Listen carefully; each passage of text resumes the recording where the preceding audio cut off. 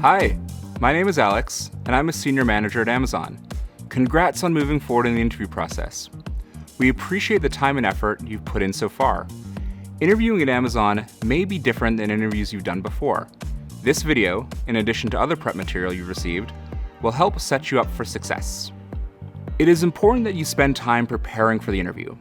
You will likely be asked to provide significant details about past projects as well as your approach to hypothetical situations. Think deeply, not only about what you did, but how and why you did it that way. Feel free to ask clarifying questions. Do not rely on assumptions.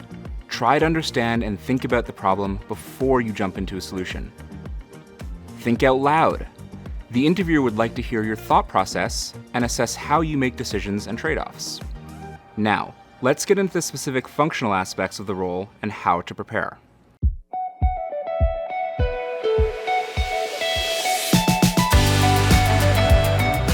The portfolio review gives you an opportunity to showcase your design projects to the same cross-functional panel with whom you'll have one-on-one interviews with later in the day. The panel will be interested in how you relate the narrative behind your design and work style, your overall design process, how you utilize data, and your measures of success. Some attendees may have seen your online portfolio or the samples you provided during your phone interviews. Other attendees will be seeing your work for the first time.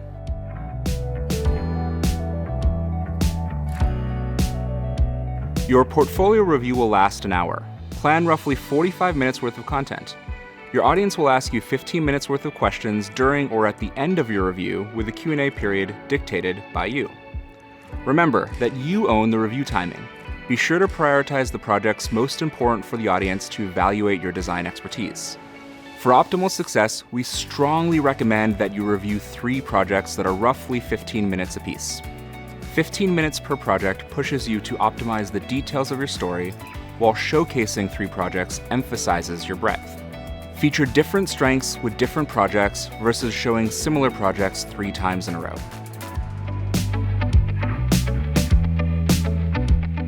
During the portfolio review, the panel will be looking to assess your customer centricity, your UX design skills, your ability to clearly and concisely articulate project goals, and your use of data/testing to validate your design decisions and project outcomes.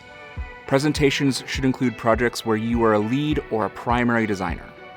Start with the customer and work backwards. Kick off each use case study with the problem you are trying to solve and for whom. A general project overview includes goals, needs, and intended outcomes. The story should include design processes, design iterations, obstacles and how you overcame them, and the final implemented design. Don't forget to share impact, results, and takeaways. It's a good idea to use ship work so you can include success metrics, for example, quantifiable results related to a decrease in abandonment, increase in conversion, increase in CSAT, improvements in back-end processing, etc. If the project was to improve, optimize, or replace an existing design, show us the before and after, with callouts as to what you were trying to address.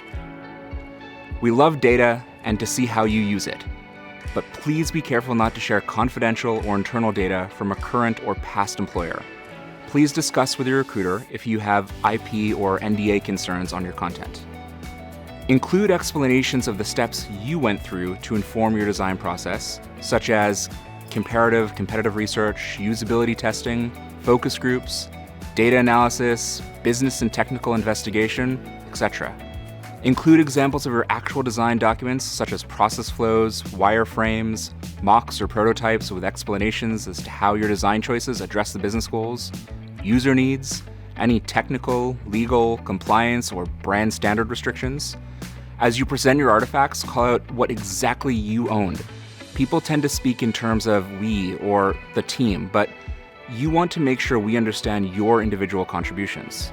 Minimize the number of slides with words on them. You should be telling the story instead of reading off of a slide, and instead include as many design assets as possible. State the final outcome of the project. Did you meet the goals? Did you exceed them? How do you know if it was successful? What would you have done differently? How did you learn? Use of metrics is really important here. Please do not just rehash your online portfolio. While you can use the samples from your online portfolio, This should be a formatted walkthrough of case studies that are organized in some kind of presentation software, Keynote, PowerPoint, whatever you want.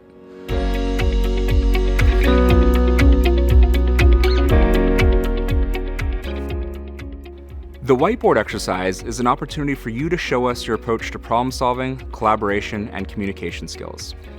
You will be working with a whiteboard facilitator, usually another designer, who will walk you through a hypothetical scenario and give you an opportunity to work toward a solution. The facilitator will be interested in your requirements gathering and consultative skills. Do you ask thoughtful questions to understand the problem? Do you focus on the user and ensure your solutions meet their needs? How do you justify your design decisions?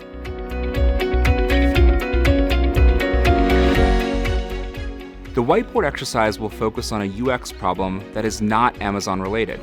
This is not a brain teaser, but an exercise in how you solve a problem and come up with solutions. During this one-on-one section, your facilitator is there to guide you.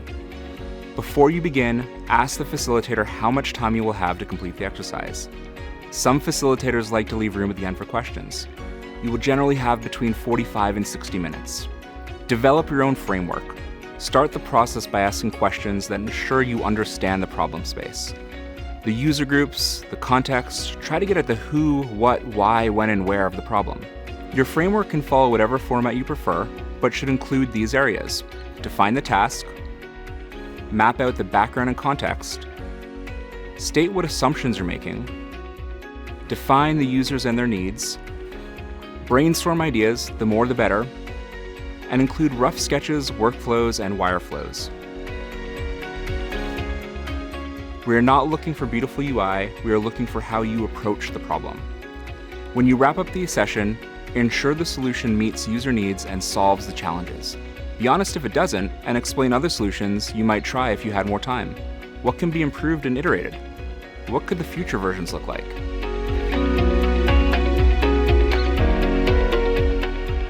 Plan ahead and have a framework for how you will approach the problem.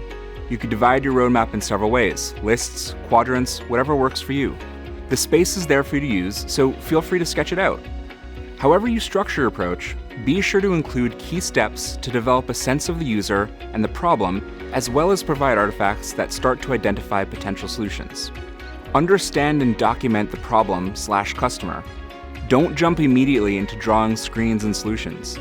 Be sure to spend a few minutes unpacking the user problem and asking clarifying questions. You should be providing a good balance of vision and exploration. Once you understand the customer, start to identify key themes or ideas and create screens to support your thinking. Your interviewee is not assessing your UI skills or finished solution, but a path to know where you are going. Communicate your thought process. Your interviewer is an active participant in this process. You should ask them questions, pay attention to any prompts or hints they may give you, and if something goes wrong with your design, communicate that. Walk and talk them through what you are thinking and how you are problem solving. If you make assumptions, acknowledge the assumptions you're making. Pay attention to details, keep your user in mind, and don't be sloppy. Don't rush through a drawing, writing, or thoughts. Be concise and show clear thinking, even if you have to go backwards. Use the information from phase 1 to direct phase 2 and problem solve honestly. New information can be uncovered, and you may run into design flaws or new ideas that may emerge, and that is okay. If time allows, you can think about edge cases, but be sure you've really thought through the primary problem before you do that.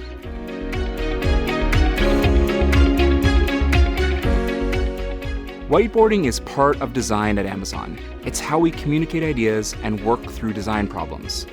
The goal of this exercise is to learn how you solve a problem, invite others into the conversation, and come up with potential solutions.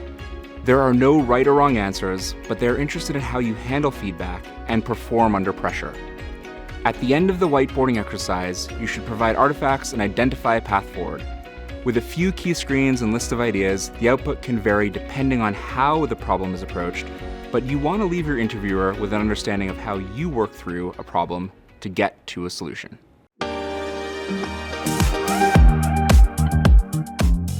Thank you for taking the time to watch this video. Hopefully it will help you feel more confident going into the final interview round.